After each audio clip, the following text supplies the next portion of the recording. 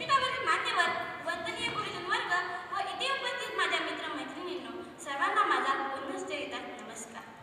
मी राधिका विजय अवघडे, इयत्ता 7वीतील विद्यार्थिनी, महात्मा फुले प्राथमिक आश्रमशाळा कटगुण येथून आलेली विद्यार्थिनी.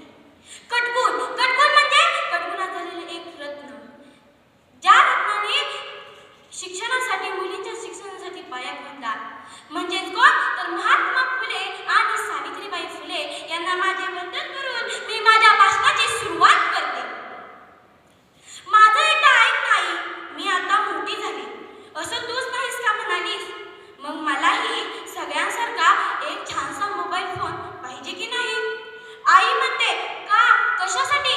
मी म्हणाली, म्हणजे काय आई, बोलण्यासाठीच असतो ना फोन. वा, गंमतच आहे. ताईने मागितला तर लगेच मिळतो तिला फोन. दादा तर कॉलेजला सुद्धा नेतो त्याचा मोबाईल. बाबांकडे तर 2 मोबाईल असतात. आणि मी मागितला तर म्हणे गरज काय तिची? मी मागितला तर म्हणे गरज काय तिची? हो मित्रांनो, आजचा विषय आहे आईपेक्षा मोबाईल हुशार. आजचा विषय आहे आईपेक्षा मोबाईल हुशार का? खरंच आहे का असं? खरंच आहे का असं? आजकाल मोबाईल हा आपल्या आयुष्यातला अविभाज्य भाग झाला आहे. आजकाल मोबाईल हा आपल्या आयुष्यातला अविभाज्य भाग झाला आहे. पण खरं शहाणपण आणि मार्गदर्शन कोण देतं? आई.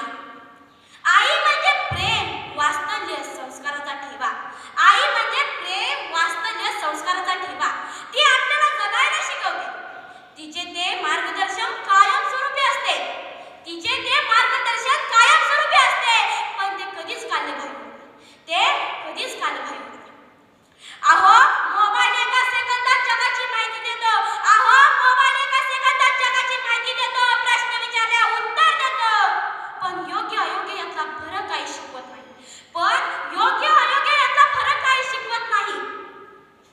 मोबाईल काय करायचे सांगतो, पण कसे करायचे आणि का करायचे हे आई सांगते. कसे करायचे आणि का करायचे हे आई शिकवते. मोबाईलने आपले नाते जुळले, पण आईमुळे आपले नाते घट्ट झाले. मोबाईल कितीही हुशार असला तरी तो आई होऊ शकत नाही. कारण आईचे प्रेम आणि संस्कार मोबाईल देऊ शकत नाही. म्हणूनच मी जाता जाता एवढेच म्हणते, आईच्या शिकवणीला आणि मार्गदर्शनाला कधीही विसरू नका.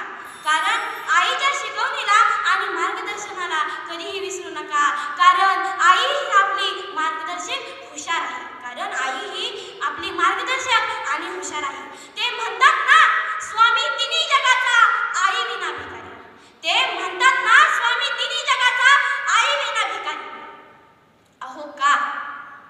अहो का आता मोबाईलचा हा उपयोग झालाच आहे, पण आपल्याला कामापुरताच मोबाईलचा पण उपयोग करायला